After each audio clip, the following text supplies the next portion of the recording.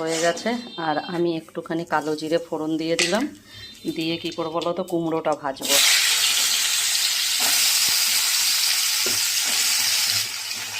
আর এর মধ্যে দুটো কাঁচা লঙ্কা চিড়ে দেবো, আর পরিমাণ মতো নুন দেবো আর হলুদ দেবো।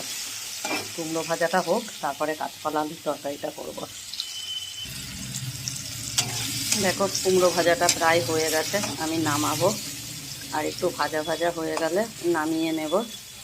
আর তারপরে কাঁচকলা আলুটা ভাজা বসিয়ে দেখো এখানে জিরে আর আদাটা বাটবো, এটা দিয়েই তরকারিটা করবো। দেখো এবারে তেলের মধ্যে আলু আর কাঁচকলাটা একবারেই দিয়ে দেবো, দিয়ে ভাজবো। ভাজা ভাজা হয়ে গেলে তারপরে মশলাটা দেবো।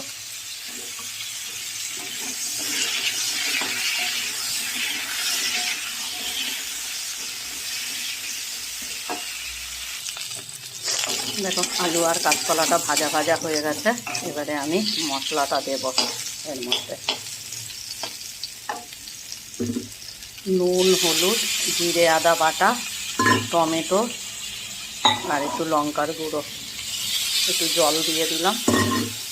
এবারে ভালো করে কষাবো মশলাটাকে।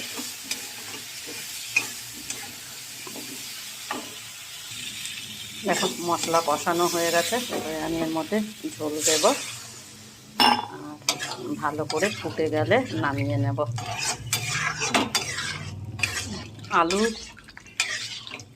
কলা সবই সিদ্ধ হয়ে গেছে।